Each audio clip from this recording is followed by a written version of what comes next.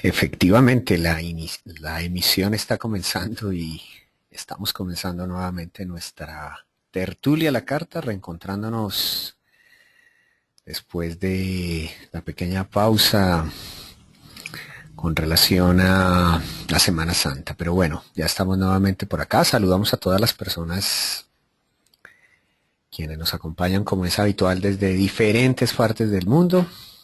Un abrazo, qué bueno tenerlos nuevamente por acá. Reencontrarnos y bueno, hoy con otro temita por ahí de tertulia a la carta. Ya tuvimos ocasión de haber en nuestra nueva temporada haber abordado algunos temitas. Sin embargo, hoy tengo un tema agendado muy interesante, algo acerca de astrología clásica, ¿no? Esa astrología clásica que es muy interesante, ¿no? Quizás la invitación de la tertulia de hoy es pensemos como los astrólogos de hace 2000 años, como el gran Ptolomeo, por ejemplo, astrólogo griego, geógrafo, matemático, por supuesto, en fin. Pensemos como los astrólogos medievales un poco, como el gran Morin de Villefranche, como el gran astrólogo William Lilly y otros, quizás por no mencionar a los astrólogos árabes, ¿no? Que de hoy también encontramos muchos tratados que a veces son bastante particulares, son muy interesantes, son muy profundos. Y bueno, la astrología clásica, créanme, dista mucho de nuestra astrología contemporánea en algunos aspectos. En una, naturalmente, es inalterable. Y por eso es que la astrología se lee como se leería hace 2000 años, a como se leería hace 500 o como se lee actualmente. La astrología perdura, aunque con cambios, ¿no? Con cambios. Entonces, lo primero, naturalmente, es que cuando se escuchan habitualmente los debates en torno a la astrología, pues algunos suelen ser demasiado contemporáneos y algunos demasiado clásicos, ¿no? Los clásicos sostienen que la astrología de hoy dista muchísimo de la astrología antigua y van un paso más allá al afirmar que eventualmente, por ejemplo, planetas como Urano, Neptuno o Plutón no tienen la relevancia, como si, por ejemplo, la tenían para los antiguos los planetas que eran vistos a simple vista, valga la redundancia. O sea, hablamos de de nuestra estrella principal, el Sol, y de nuestro satélite, la Luna, y de ahí en adelante Mercurio, Venus, Marte hasta Saturno. Era natural que el astrólogo familiarizado con lo que veía, pues obviamente eh, podía dar uso o aplicar la astrología de acuerdo a 7 planetas, que en este caso daban una armonía muy interesante. Recuerden ustedes que estos 7 planetas tienen una estrecha ligazón con la creación en torno a la simbología de los 7 días de la semana. Cada día de hecho está ofrendado, dedicado a un dios, o en este caso a un planeta. Naturalmente como a los 7 días de la creación de Dios, a las 7 notas musicales. Y en un universo perfecto, digamos, enmarcado en el 7, pues naturalmente la astrología empieza a generar unos profundos cambios con el advenimiento, con el descubrimiento de Urano, posteriormente de Neptuno y Plutón. Desde luego en un contexto muy real, ¿no? La astrología, obviamente, de la época medieval como de la época antigua, nada, o sea, muy diferente a, es decir, no podríamos hablar de que los astrólogos actuales, obviamente, o los astrólogos de la época medieval podían considerar a Urano como representante dado, que naturalmente, pues Urano es protecnológico, ¿no? Informático. Entonces, era algún aspecto con el que en su momento naturalmente no se tenía. Entonces, apenas el sentido común nos dice que, que Urano es de nuestros tiempos, ¿no? La comunicación que en este momento tenemos es uraniana. Entonces, era impensable hace 500 años o hace 2000 años. Por eso la influencia de Urano la tenemos en este momento, en esta charla, en este instante en donde tecnológicamente nos unimos desde diferentes zonas del mundo y por supuesto llegamos. Entonces esta es una comprobación astrológica de que Urano para nuestros tiempos era verificable, pero para hace 500 años era natural que su influencia no fuera tan decisiva. y es apenas obvio, cada contexto cultural se adapta a los planetas que se necesitan. Hoy tenemos la tecnología que posibilita, por ejemplo, observar a Urano a través de un telescopio, por aquel entonces no.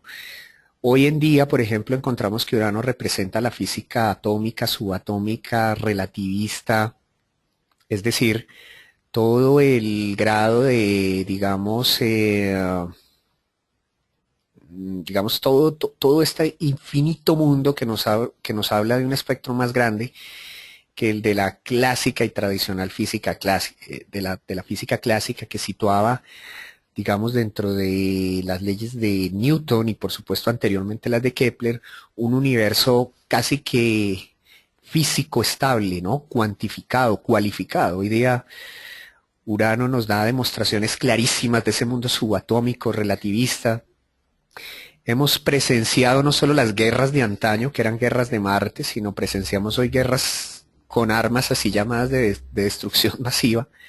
Basta en este caso una simple explosión o una bomba de uranio efectivamente para que el mundo cambie. Y eso es también el advenimiento no solo de Urano, sino también de Plutón, ¿no es cierto? Y así con cada uno de los transpersonales, incluidos los más recientes enanos, como Quirón, como Ceres, etcétera. Entonces, siempre es importante contextualizar la astrología.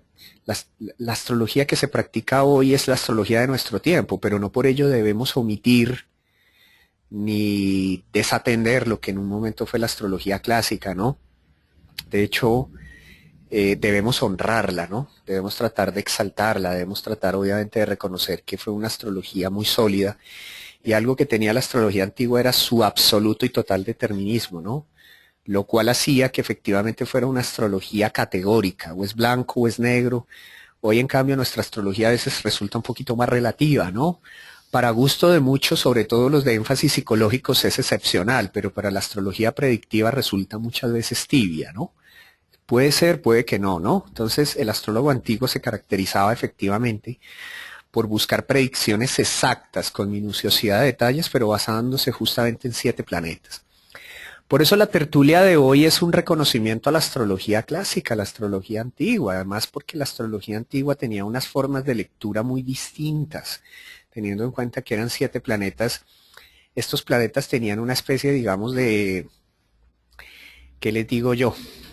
De dignidades, como lo legaría el gran astrólogo Ptolomeo. Aquí hay de hecho un cuadrito.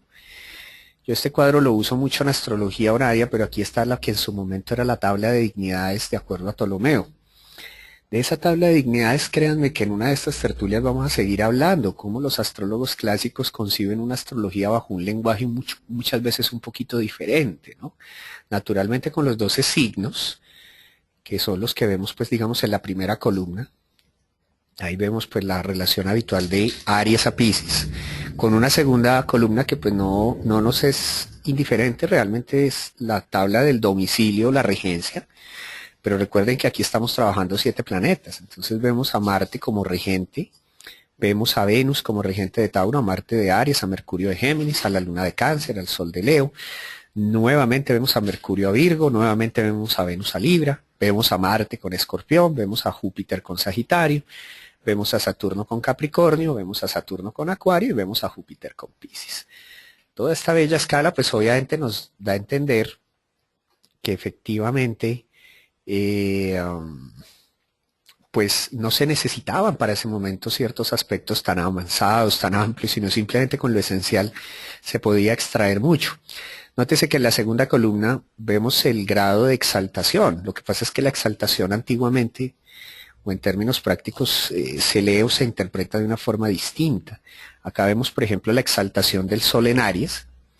Bueno, me dice Joan que ha perdido, que no me escucha, creo que es tema de debe ser tema del audio de él. No sé si si ustedes me están escuchando, si les está llegando bien la imagen, por favor me llegan. Sí, sí, hace poquito tuvimos un pequeño delay en la imagen, sin embargo, pues me confirman cómo les está llegando el audio. Ok, entonces creo que el problemita es del computador de Joan.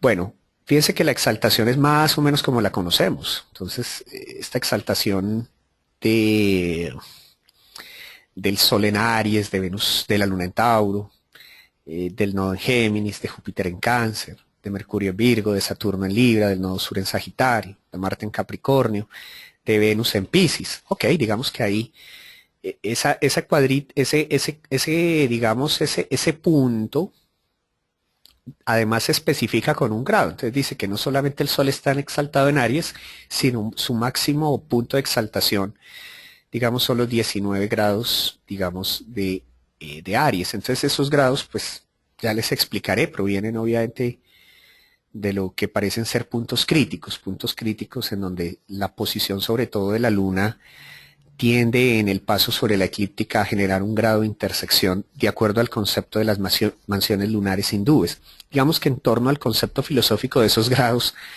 también nos daría para una charla extensa, sin embargo no me quiero extender, pero pues digamos que ustedes en la tablita de exaltación no solo ven la exaltación del planeta en el signo, sino también van a observar un grado específico.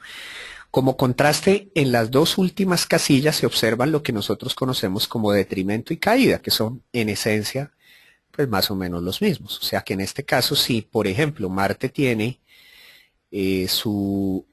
por ejemplo, si Marte se domicilia en Aries, pues Venus está en su detrimento y Saturno está en su caída, ¿no es cierto? Por supuesto, pues si Venus tiene su domicilio en Tauro y su Luna está exaltada en Tauro, Marte tiene allí su detrimento y así sucesivamente, pues vemos tablita de detrimento y caída. Digamos que parte de ello aún se conserva, sin embargo, la lectura bajo el enfoque de una carta tradicional, y en esto los defensores, digamos, de la astrología clásica suelen ser a veces muy categóricos, es justamente lo que ellos propugnan por reconocer que efectivamente la astrología perdió un carácter, digamos, específico. Entonces, por ejemplo, aquí ustedes van a observar una tablita que dice triplicidad, donde se observan planetas que a su vez tienen una potestad dependiendo si la natividad de la persona, o sea, si el nacimiento de la persona fue de día y de noche. Entonces, una de las cosas más hermosas al juzgar una carta bajo el enfoque y modelo tradicional es eso. Lo que muchas veces algunos astrólogos contemporáneos omiten es, bueno, el nacimiento de una persona es distinto si fue de día o si fue de noche, ¿no es cierto? Entonces, de cierta manera, hoy en día, aunque eso se ha perdido, yo instaría que, pues obviamente a todos ustedes que les gusta la astrología, pues tómense un poquito el tiempo para observar que dentro de las natividades diurnas y nocturnas existen cambios. Por ejemplo, si habláramos de una persona Aries, o si juzgáramos a Aries con su regente tradicional que es Marte, que obviamente eso no va a cambiar, tendríamos que añadir un regente por triplicidad, que era lo que hacían los antiguos. Entonces ellos sostenían que, por ejemplo, si la persona o lo que se iba a juzgar de Aries pertenecía a un nacimiento diurno, pues se debía tener en cuenta la posición del Sol, pero si en cambio lo que se iba a juzgar en torno a Aries pertenecía a un nacimiento nocturno, se debía juzgar a Júpiter, entendiendo que los antiguos sostenían, por ejemplo, que habían planetas diurnos y habían planetas nocturnos, y que de acuerdo a si la natividad era de día o de noche, pues habían planetas que tomaban más fuerza. Por ejemplo, las natividades diurnas naturalmente privilegiaban al Sol, o sea, en nacimientos diurnos, fíjense que el Sol es muy importante. Es más, el Sol rige digamos, la trilogía de fuegos en natividades diurnas. Nótese ustedes que el Sol en Aries, obviamente en Leo y en Sagitario tiene potestad, si ustedes observan. Entonces, por ejemplo, los antiguos sostenían que cuando una persona nacía de día, sería mucho mejor que, por ejemplo, el Sol estuviera sobre el horizonte, o sea, entre la casa más o menos 1 a las 7, pero en el sentido del medio cielo, ¿no? O sea, desde la parte superior, en el hemisferio alto, no en el hemisferio nocturno, ¿no es cierto? Lo mismo, que así como hay un planeta que es diurno, que es el Sol, por naturaleza Saturno y Júpiter también eran diurnos. Entonces ellos sostenían que, por ejemplo, era muy importante que tanto Saturno como Júpiter pues estuvieran ojalá en el hemisferio superior y estos iban a tener una mayor potestad. Curiosamente para los astrólogos antiguos, la luna pues obviamente es la diosa de la noche, entonces por naturaleza ella es nocturna, pero ellos asignaban también la relación que en este caso pues establece por ejemplo el planeta Marte. Para ellos Marte es súper importante en actividades diurnas y lo es también por ejemplo Venus. Entonces Noten que ya empezaban a haber categorías, si la persona nace de día y de noche, entonces se va a privilegiar el uso de planetas que ellos llamaban o denominaban diurnos y nocturnos. Un astrólogo clásico, naturalmente, al momento de hacer lecturas astrológicas va a tener en cuenta si la persona ha nacido de día y de noche y va a tratar de ubicar en una carta planetas diurnos y nocturnos y darles un poquito ciertos privilegios. No me voy a extender, simplemente hago un recuento de lo que, y en cierto modo, puede ser la mirada de los astrólogos clásicos en torno al firmamento y cómo esto les aportaban muchas luces. Por ejemplo, para los astrólogos antiguos en su tabla de dignidades era muy importante los términos planetarios. Estos términos planetarios pues tienen diversos orígenes. La primera fuente son los términos egipcios. Entonces un término es como, también le llamaban los confines. Entonces a cada signo se le dividía en sectores y esos sectores tenían un margen de acción. Entonces, por ejemplo, si se tomase Aries, de los 0 a los 6 grados, el confín o el término de Aries, aunque es de Aries, tiene potestad Júpiter, o sea, Júpiter es el dueño de ese confín, es el dueño de ese término. En cambio, de los 6 a los 14 grados, el dueño del término es Venus, y de los 14 a los 21 es Mercurio, y de los 21 a los 26 Marte, y de los 26 a los 30 Saturno. Y así se haría con los demás, digamos, términos o confines. Vale la pena mencionar que esta es una tabla ptolomeica, porque los términos egipcios varían en algunos punticos planetarios acá, ¿no es cierto? Pero básicamente es más o menos la cosmología astrológica clásica como ve el universo, cada signo dividido en sectores. Entonces, empiecen ustedes a considerar que los astrólogos siempre veían el universo desde lo macro hasta lo micro, como la sentencia hermética o la ley de correspondencia que dice que como es arriba es abajo. Entonces simplemente el macro contiene el micro y de cierta manera vamos desde lo grande a lo específico. Entonces hemos dicho que cada subdivisión tiene una influencia.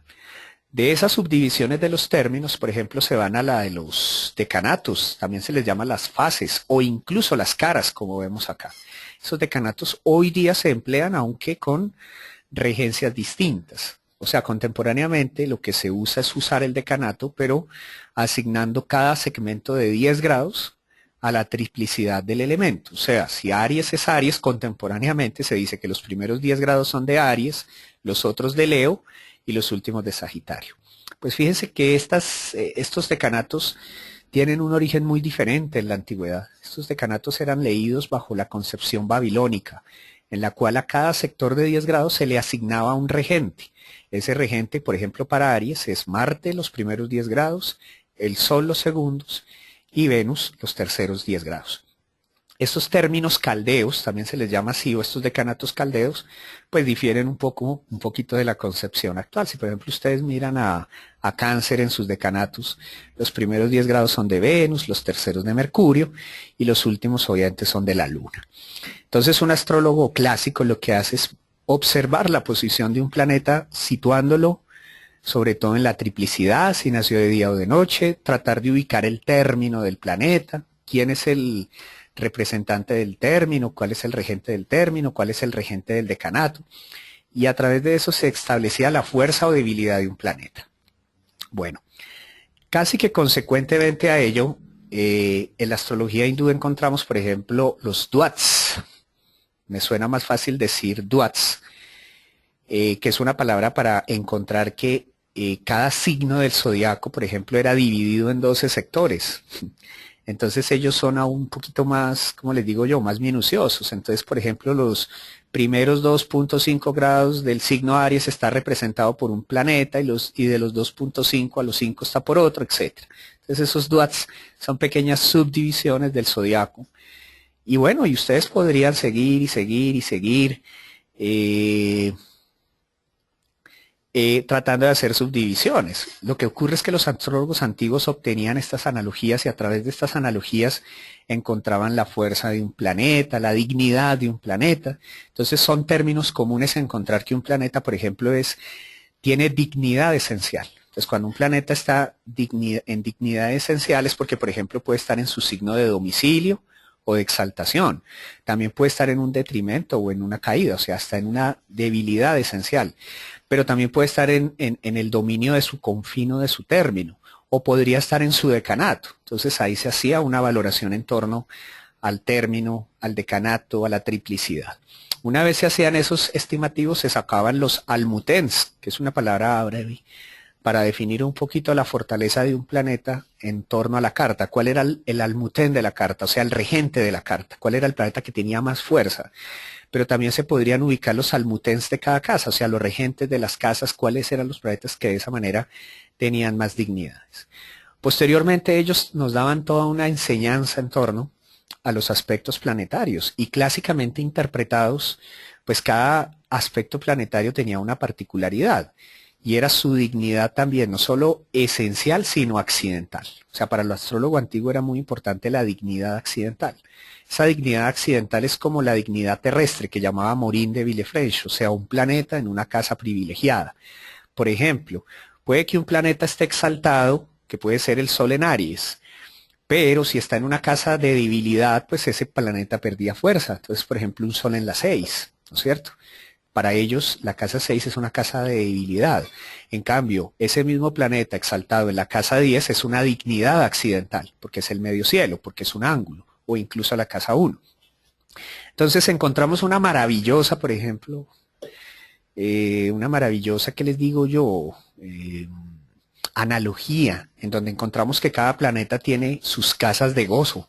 Entonces, por ejemplo, los antiguos sostenían que Mercurio encontraba su gozo en la casa 1, que la Luna tenía su gozo en la casa 3, que Venus tenía su gozo en la casa número 5, que por ejemplo nuestro amigo el Sol tenía su gozo en la casa número 9, que Marte tenía su gozo en la casa 6, que Júpiter lo tenía en la 11, que Saturno, curiosamente, pues lo tiene en la casa 12. Entonces, digamos de esa manera, habían dignidades, llamémosle accidentales. ¿Qué ocurre entonces o qué ocurría con aquellas manifestaciones astrológicas en las cuales un planeta no tenía ni dignidad, ni término, ni exaltación, ni detrimento, ni decaída? Pues de cierta manera se concebía que era un planeta peregrino. Entonces los planetas peregrinos recordaban como un planeta que no tenía ni gran fortaleza ni gran debilidad. Desde el contexto histórico, que es muy bello, digamos, en las sociedades antiguas romanas y griegas se equiparaba, por ejemplo, a las dignidades, las que, por ejemplo, un planeta exaltado, domiciliado, representaba, por ejemplo, a un rey, a un jerarca, a un comerciante o a un ciudadano. Un ciudadano romano era como un planeta domiciliado. Pero supongan ustedes una persona que no tuviera ciudadanía, pues sería un peregrino.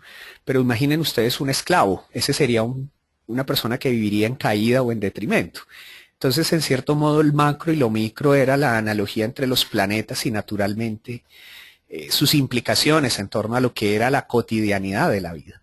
Por entonces, naturalmente, un planeta en caída o en detrimento, sobre todo en formulación de preguntas horarias, era muy importante porque de ello dependía un poco ¿qué les digo yo?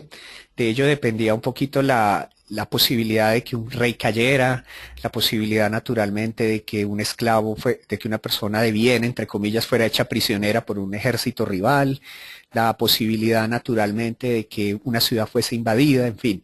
Entonces, el esplendor de la astrología clásica es extraordinario, ¿no?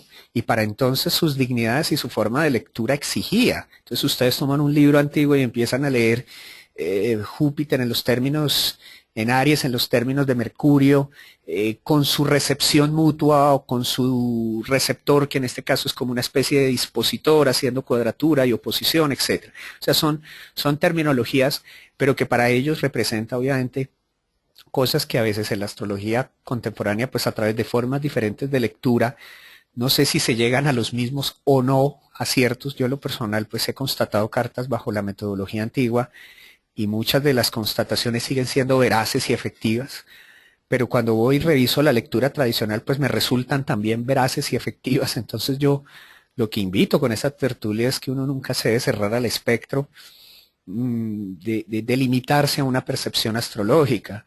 Me resulta muchas veces simpático y curioso y hasta eh, particular que astrólogos de línea contemporánea peleen con los clásicos porque los unos plantean que su astrología es superior a la otra. Entonces, de cierta manera, pues uno debe honrar su pasado, ¿no? Entonces, de cierta manera, saber de la base que venimos, pero también de lo que nos lleva a evolucionar es importante. Es tan inútil y perjudicial considerar que la astrología es solo la contemporánea y que nunca hubo raíces. Eso equipararía a la persona que omitiría sus raíces, sus padres, sus ancestros, como también sería pecaminoso en términos intelectuales quedarse en el pasado, porque entonces seríamos viudas del conocimiento, lamentándonos de lo que ya hubo y de lo que fue y negándonos la evolución de todo. Entonces la astrología tiene que tener en cuenta el pasado, el hoy y el futuro.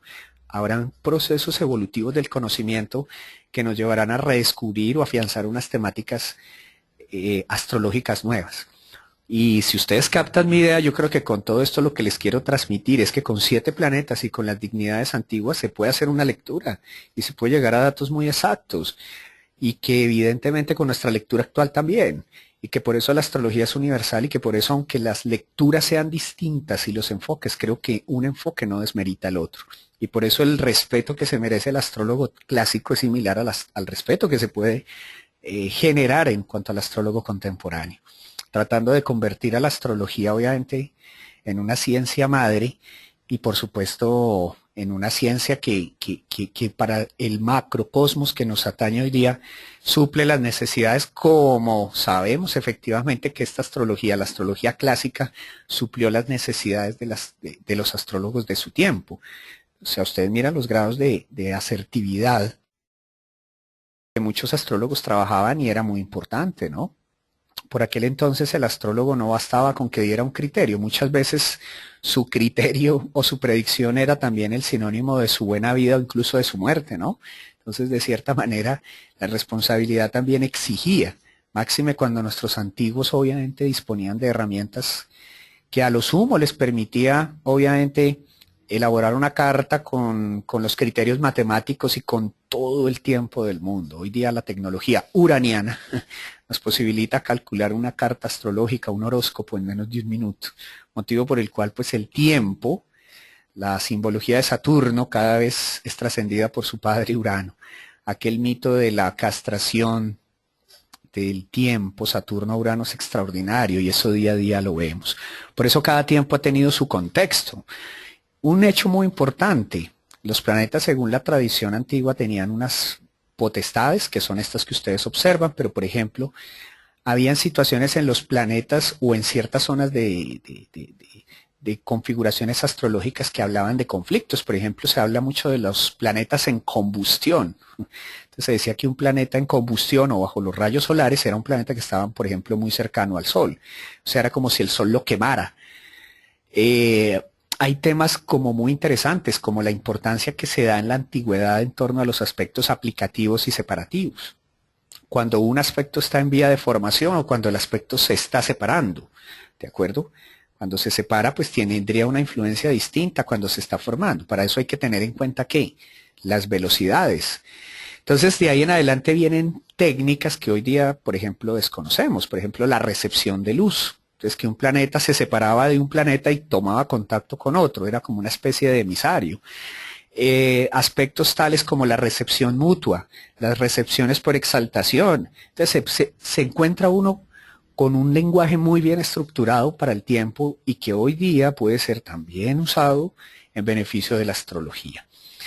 Como ustedes se notan o se dan cuenta, parece que la astrología de antaño maneja mucho los tiempos y los tiempos obviamente eran asignados a las potestades de unos planetas.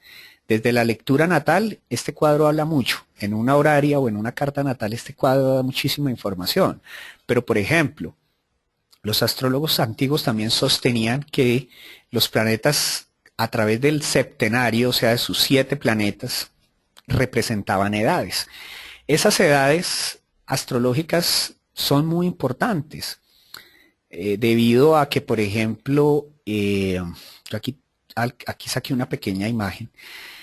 Estas edades astrológicas yo las he podido constatar mucho. Bueno, yo realmente he tomado muchos elementos de astrología clásica y los he analizado, muchos de los cuales me parecen muy acertados, de otros tengo pues, de pronto discrepancias, etcétera.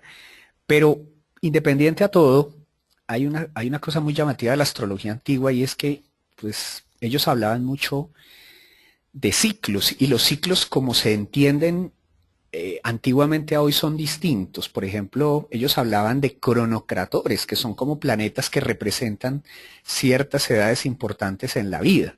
Esas edades se podían leer de diversas formas. Por ejemplo, cuando un planeta en una profección representaba la mayor influencia de ese año. Entonces, en las profecciones antiguas, por ejemplo, la profección iniciaba, la profección es como hagan de cuenta ustedes un ciclo de predicción basado en una escala de tiempo. En la astrología antigua se usaba mucho la profección del 12, que es muy clásica, cada año atravesando un signo o una casa. Entonces, por ejemplo, el cronocrator o el representante de ese año era justamente el signo donde iniciaba el ascendente ese año. Entonces, si una persona, por ejemplo, tenía 12 años, pues a los 12 años vuelve a empezar desde su ascendente, a los 13 está en la casa 2, en los 14 así. Pero también tenían en cuenta el regente de donde estaba el sol ese año. Entonces era como un representante ese planeta para todo ese año. Otra cosa muy interesante son estas edades astrológicas. Estas edades astrológicas se le llamaban desde el punto de vista de la astrología clásica la de los años climatéricos, una denominación para sostener que, por ejemplo, la luna representaba el ciclo de vida de una persona de sus 0 a sus 4 años, que Mercurio, por ejemplo, representaba la vida de una persona de los 4 a los 15, que Venus, por ejemplo, era representante de los 15 a los 21, que el Sol de los 21 a los 42, que Marte de los 42 a los 56, que Júpiter de los 56 a los 70, y que Saturno era el encargado de representar la vida de las personas de los 70 en adelante. Entonces, estas, digamos, ideas o estas edades astrológicas nunca fueron, digamos, hechas al azar. Los antiguos tenían razones de peso para observar cómo esta especie, digamos, de relación planetaria en cuanto a un planeta y un gran ciclo de edad era muy importante. De hecho, la astrología hindú trabaja sobre la base de que cada planeta representa periodos de la vida. A los que les gusta la astrología hinduista, verán cómo hay dashas, contradashas, o sea, que son ciclos. Entonces, de la misma manera, ellos dicen, por ejemplo, que el ciclo de Júpiter dura más o menos, o el dasha de Júpiter puede durar 15 años. A su vez, cada dasha tiene unos subciclos, asignados, por supuesto, a cada uno de los planetas regentes, subsecuentes. Entonces, de estas edades astrológicas, hoy quería compartirles algo. Pues como ejercicio astrológico de uno de los tantos enfoques. Lo que pasa es que podemos hacer astrología clásica con diversos enfoques.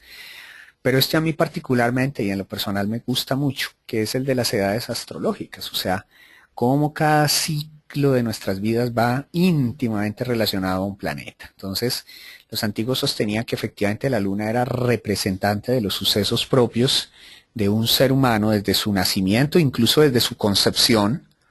Acuérdense que hay una ley hermética que dice que el ascendente de una persona es la luna en su concepción, o sea que justo el grado donde estaba la luna en el momento de la concepción de la persona era su ascendente o el signo de las 7. O sea que la luna se situaba en la concepción en el punto donde está su ascendente actual o en el punto opuesto al ascendente. Esa es una ley del gran astrólogo iniciado y maestro espiritual Hermes Trismegisto. Entonces la luna representa por esa misma razón periodos prenatales, pero también la vida del ser humano de los 0 a los 4 años. ¿Qué sostenían los astrólogos clásicos? Que si una persona nacía con una luna afligida, ya sabemos que la aflicción para ellos era no solamente un aspecto negativo o tenso, sino que estuviera peregrina, o en caída, o en zona combusta, bajo los rayos del sol, que no estuviera en dignidad accidental o esencial, pues podría sugerir que esta persona podría a lo mucho tener dificultades en sus primeros años, tener dificultades con la supervivencia, podría de hecho tener problemas con su alimentación, morir en muchos casos.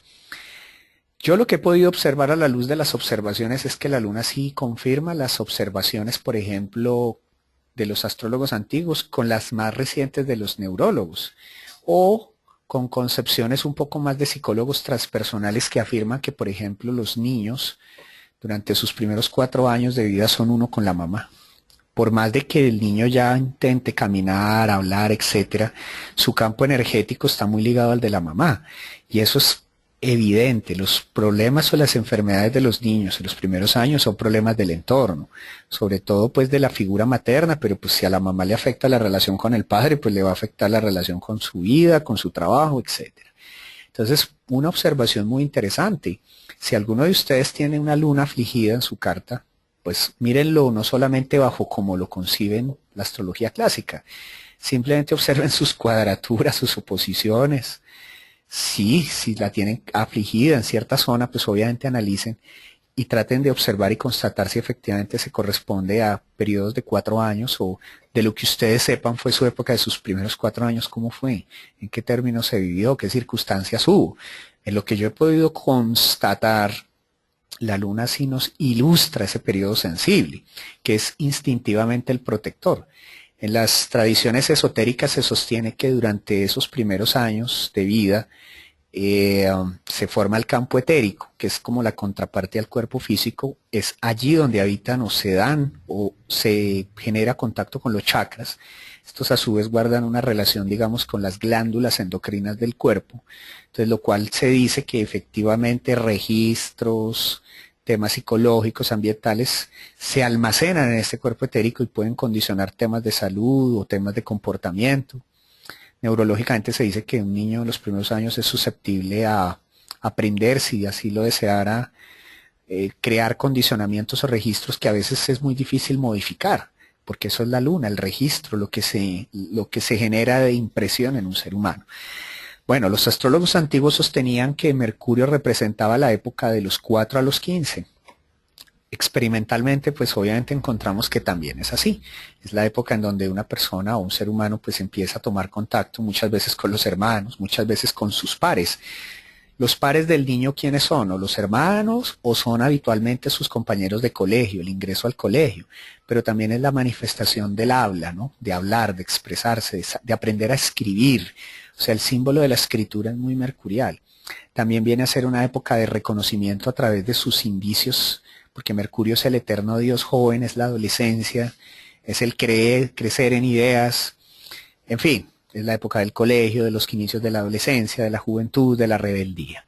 De esos 4 a 15 años encontramos una fase muy importante. Recomendación. Si ustedes en su carta tienen muy afligido su Mercurio, cuadraturas, oposiciones, aspectos muy tensos, posiblemente durante dicho ciclo en sus vidas o a través de lo que se experimentó allí, hubo o surgieron conflictos o dificultades. Y por el contrario encuentran aspectos muy interesantes en sus sextiles, trígonos, hubo situaciones muy facilitantes. Encontramos una época muy sensible de los 15 a los 21, regida por Venus. Para los astrólogos antiguos era una indicación obviamente de los cambios que daban o que propiciaban al ser humano, pensar obviamente en la disposición afectiva y emocional que se tenía hacia sus pares, el amor, el sexo, la procreación, el matrimonio, la vida amorosa.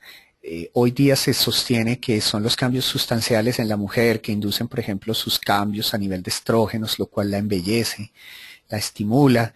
En el muchacho también, obviamente, esto se contrasta con la testosterona, pero todo indica y fluye muy bien en torno al cortejo, el amor, la relación social, ¿no?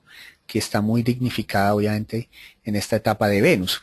Curiosamente, algunos de las mayorías de, bueno, fíjense que en esa transición que va de los 21 a los 42, legada por los antiguos, hoy día se sostiene que para muchos países la mayoría de edad es a los 21 años, ¿no? Es la etapa del sol, es la etapa del brillo, es una etapa muy grande. Algunos dirán, ¿por qué son esos periodos de tiempo? Pues los astrólogos antiguos, que como toda la astrología fueron grandes observadores, se dieron cuenta de las influencias. Entonces ellos asignaban un periodo muy grande en el cual al sol se le atribuye el reconocimiento personal, la madurez, el brillo profesional, también muchas veces el hogar, el matrimonio, bueno, la fuerza que se deriva del sol. Entonces, ese es otro detalle muy importante. Por ejemplo, en la carta de un hombre, para la visión de la astrología clásica, el sol representa sus honores, su fama, su fuerza, su trabajo. Para la carta de una mujer, obviamente era el matrimonio, era el hombre que buscaba. Por esa misma razón, en el contexto histórico, pues naturalmente y en gran parte de las culturas, pues la mujer obtenía era un reconocimiento gracias o a través del matrimonio. Y eso para nadie es un secreto. Entonces el sol representa a los hombres o el matrimonio en la carta de una mujer. Por eso se dice que Cuando en carta de mujeres el sol está muy afligido, dificulta las relaciones conyugales, o el matrimonio, o la vida de pareja, ¿sí? O cuando el sol está vacío de curso, o cuando la luna está vacía de curso en la carta de un hombre, por ejemplo, si fuese la natividad masculina, ¿sí? Entonces la luna representaría a la esposa, representaría la pareja, la compañera. Pero si la luna en la carta de un hombre estuviera muy afligida, o vacía de curso. ¿Qué es vacía de curso? Que, por ejemplo, antes de abandonar su signo, no efectuar aspecto aplicativo a otro planeta, pues seguramente sus relaciones de pareja podrían, y los diagnósticos son tales como separaciones, divorcios, viudeces, etcétera. Entonces, en eso los astrólogos antiguos son muy claros, muy categóricos. Es esto y esto. Y en ese orden de ideas, pues nótese, sería muy importante en la carta de un hombre observar cómo está su luna y en la de la mujer cómo está su sol, porque son indicadores del matrimonio. Bueno, pero universalmente, tanto para hombres como para mujeres, su etapa de los 21 a los 42 va a denotar un poco ese brillo, esa fuerza y su aproximación social. El siguiente periodo lo asignaban a Marte, y Marte es una etapa muy esencial en la vida de los seres humanos. Es la etapa de los 42 a los 56 años. Época naturalmente para reencauzar fuerzas, es una época demasiado importante, sobre todo porque era una época, recuerden ustedes que Marte dentro de la astrología es también dentro de la astrología antigua regente de Escorpión.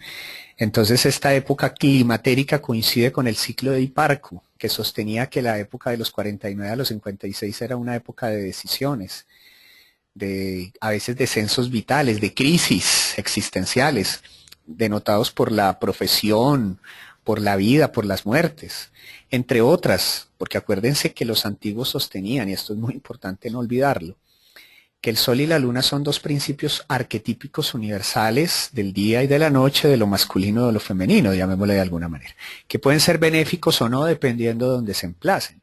Para el astrólogo antiguo, naturalmente, Saturno era maléfico y Marte era maléfico, ¿sí? Así como Venus era benéfico y Júpiter benéfico. Para los antiguos, Mercurio podría ser benéfico o maléfico dependiendo si el planeta era oriental o occidental.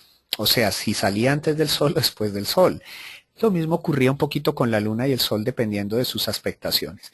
Entonces, llegar a un periodo, entre comillas, maléfico era un momento en donde hay más muertes, hay descenso vital, era la época de la jubilación. De hecho, esta era una época muy sensible, la época de Marte. Hoy día sabemos que las expectativas de vida pueden ascender, pero en esta época se daban niveles de mortandad. Ahora, no se les olvide un detalle, a quienes nos gusta el método de la proluna, también el ciclo de los, pues muy similar al de Marte, ¿no? Porque uno une esto con otros ciclos. Entonces, en la proluna, por ejemplo, el ciclo de los 49 a los 56 es la casa 8. El ciclo de la edad antigua astrológica, de los 42 a los 56, es una época de Marte. Entonces, obviamente hay una analogía demasiado interesante. Bueno, fíjense que Júpiter es como la época de la sabiduría. Entonces, es la época como del reposo, de las percepciones filosóficas, del acercamiento espiritual. Qué curioso que los antiguos asignaran de los 56 a los 70.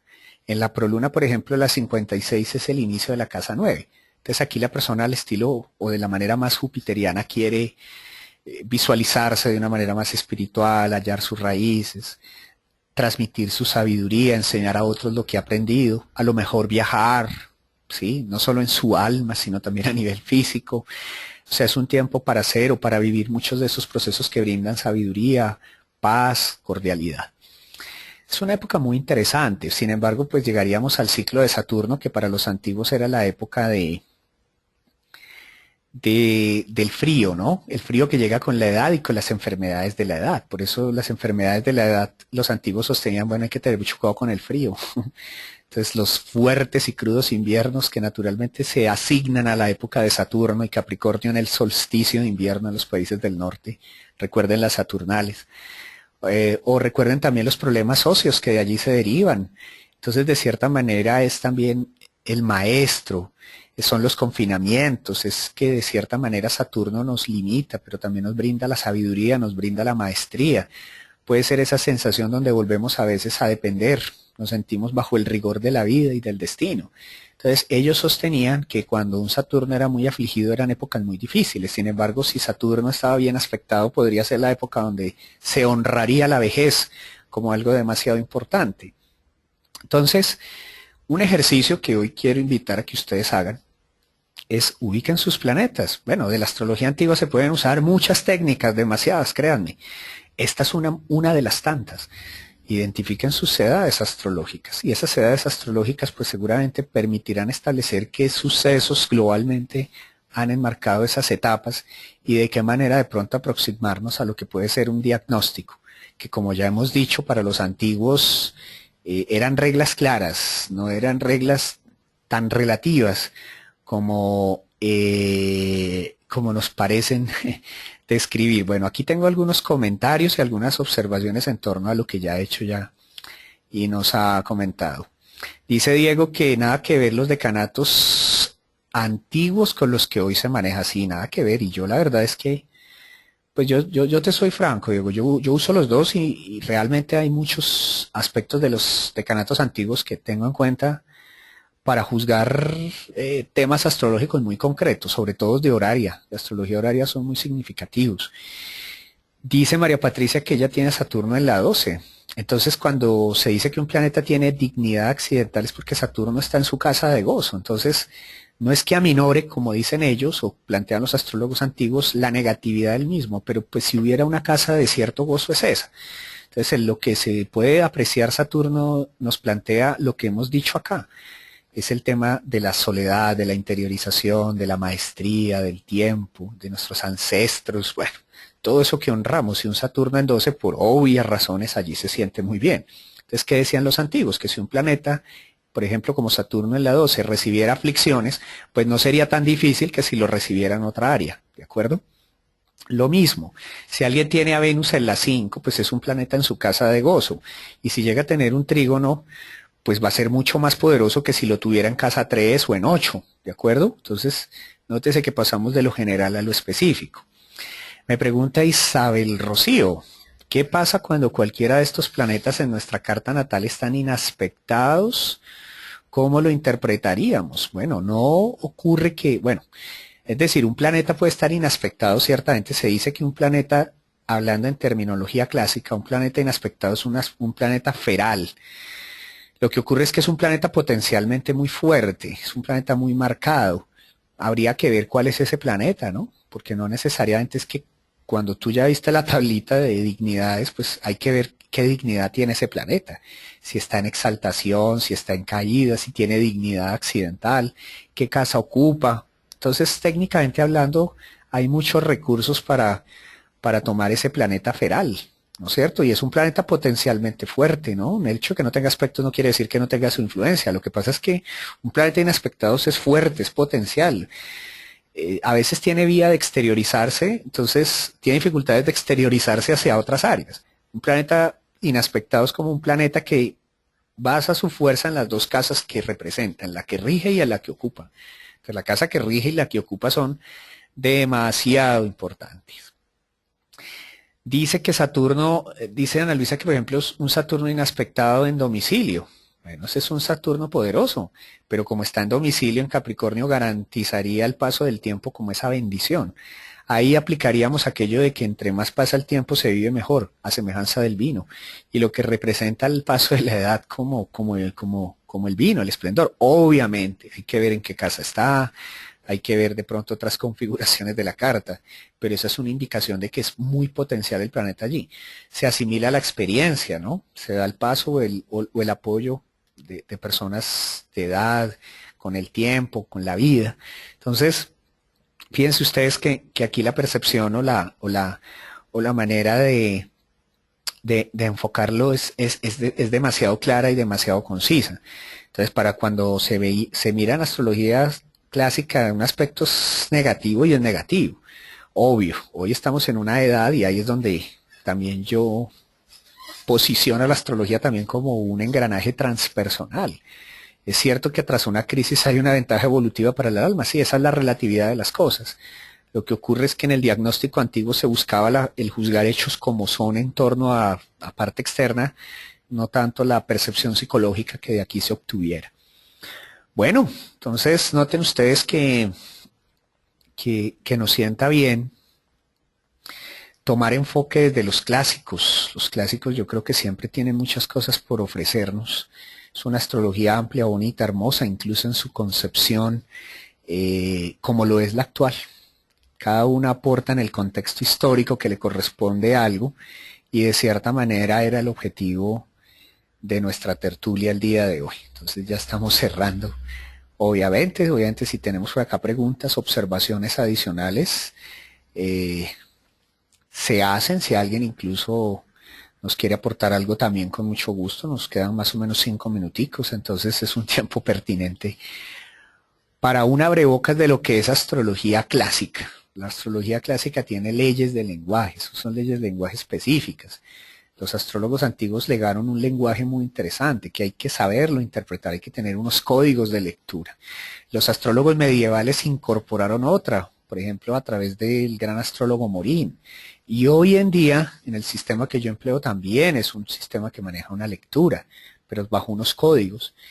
Esa es la ventaja de manejar una astrología estructurada, que se lee bajo parámetros específicos. No es un tema aleatorio propio de la intuición o de que creo, ¿no? Sino más bien de seguir unas pautas. Y en ello los astrólogos antiguos eran muy rigurosos al momento de hacer observancia de eso. Si un planeta era oriental, si era natividad diurna, por supuesto si era hombre o mujer, si habían aspectos aplicativos o separativos, si habían planetas en la vía combusta o si habían planetas bajo los rayos solares, si habían planetas que estuvieran vacíos de curso. O sea, son terminologías, pero a la vez son códigos muy exactos. Hoy, insisto, se depura gracias a que pues tenemos tecnología y eso es uraniano. Y eso era la razón por la cual nuestros antiguos pues no trabajaban, no tenían, así supieran de su existencia. Porque yo estoy absolutamente convencido que nuestras antiguas sociedades herméticas tenían un conocimiento de Urano, de Neptuno y de Plutón, simplemente para el momento en que este conocimiento se legó o en que este conocimiento llegó a nuestros oídos, pues obviamente se necesitaban, eso es como todo, ¿no? En la vida llegan los conocimientos cuando se necesiten. O sea, hablar de relatividad o de mundo subatómico, pues hace 600 años, o de viajes o de motores que permiten a través de su propulsión elevar al hombre y permitirle hacer viajes a la luna o salir del sistema solar, pues no era el contexto. Entonces, eso trae las razones para sostener que cada planeta, pues obviamente se adapta a los tiempos, aunque estos principios universales, muchos de ellos se mantienen. Para el astrólogo clásico, obviamente juzga una carta bajo los principios clásicos y puede encontrar resultados. Este es un espacio de tertulia en donde buscamos es motivar el que se investigue. Si alguien le da resultados, el uso de la astrología clásica, empléelo, hágale. Si le da la contemporánea, úselo. O sea, las herramientas están, el conocimiento está. Como era acuariana y uraniana, porque esto es nuevamente la exaltación de Urano, hoy ya el conocimiento no está vedado. Hoy se pueden obtener fuentes, hay foros de discusión, hay libros, es decir, ya uno se puede mantener en la ignorancia, pero es por decisión propia. Ahora, ¿en qué nos beneficia el saber? Pues que nos hace libres, como el viejo axioma. Bueno, mis amigos, yo creo que por el día de hoy hemos llegado pues ya al final de nuestra sesión de la tertulia a la carta. Seguiremos agendando temas, seguiremos por aquí con cositas, les seguiré mencionando temitas de astrología antigua. Tengo otras cositas por compartirle, pero hoy pues básicamente les iniciaba comentando las edades, la manera como se visualiza o se observa todo este espectro. Y bueno, creo que el objetivo se ha cumplido. Pues Ana Luisa también por acá nos saluda. Damaris nos dice que es bien interesante la clasificación antigua si se mira el significado que tiene cada planeta con la vivencia del rango de las edades que apunta. Es claro que sigue siendo vigente en cuanto a la lectura o a la riqueza de la lectura astrológica. Eso es indudable, mi querida Damaris. O sea, te lo aseguro, yo tomo cosas de astrología clásica y quedo sorprendido muchas veces porque sus concepciones hoy día siguen siendo vigentes.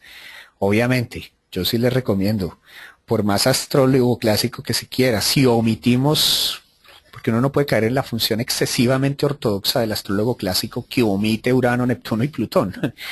La verdad es que las constataciones de Urano, Neptuno y Plutón son irrefutables Es decir, hay hechos y constataciones demasiado claras. Pero si tomamos de lo antiguo y mezclamos con muchas cosas de lo nuevo, tenemos un espectro extraordinario, créanme que sí. Y sobre todo por las tablitas de dignidades que vemos. Dice Sofía que gracias, que excelente charla. No, no puede leer los nodos. Bueno, la verdad, lo de los nodos para los astrólogos antiguos era súper importante. Digamos, yo voy a volverles a mostrar lo de los nodos en la astrología clásica, pues tienen una lectura algo similar, por ejemplo, a la siguiente. Para los astrólogos, por ejemplo, antiguos, el nodo norte, que tenía su exaltación en Géminis, y el nodo sur en Sagitario, hoy ese criterio de lectura es diferente. Pero lo que sí no es diferente es que, por ejemplo, los astrólogos antiguos decían que el nodo norte era como Júpiter, por guardar una analogía, y el nodo sur como Saturno, ¿de acuerdo? Entonces la cabeza del dragón era como Júpiter y el nodo sur era como Saturno. Entonces ellos decían, y eso se observa, ¿no? El nodo sur hoy día a nivel kármico o esotérico se sabe que es nuestro ancestro, la carga ancestral, en fin, pero a veces hay rigores y hay aprendizajes. Entonces lo que ellos sostenían era que, por ejemplo, si el nodo sur se unía a un maléfico, agrandaba sus dificultades. En cambio, si el nodo norte estaba cerca a un benéfico, pues de cierta manera esa fuerza era demasiado importante. Y algo que olvidé mencionarles, para el astrólogo antiguo era demasiado importante el manejar ciertas estrellas fijas, en realidad sobre todo las de primera magnitud.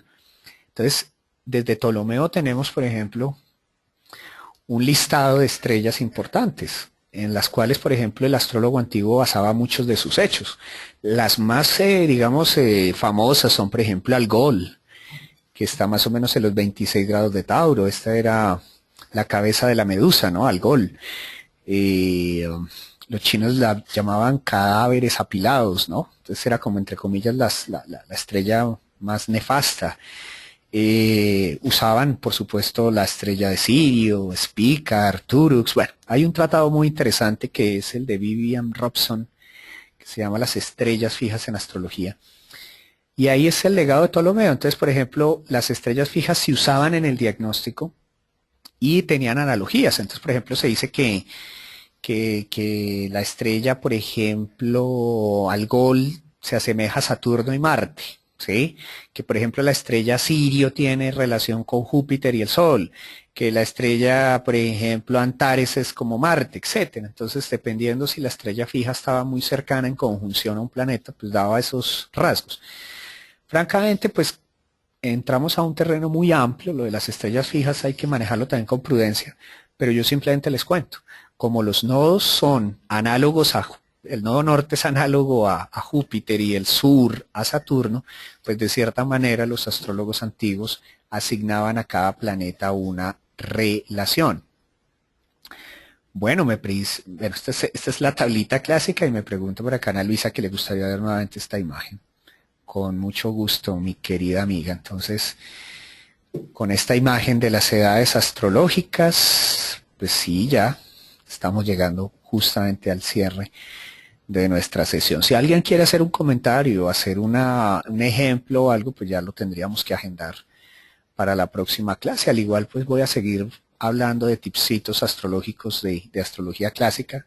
Es una manera de honrar nuestra ciencia y reconocer el trabajo y el legado de nuestros ancestros astrológicos que fueron tan importantes y que, pues obviamente han dejado una estructura también de lectura y que valdría la pena analizar y observar y tratar de tomar en cuenta. Bueno, mis queridos amigos, por hoy es todo, ni más ni menos. Un abrazo para todos a la distancia y será hasta la próxima semana, próximo viernes, también en una sesión de tertulia a la carta. Feliz fin de semana para todos.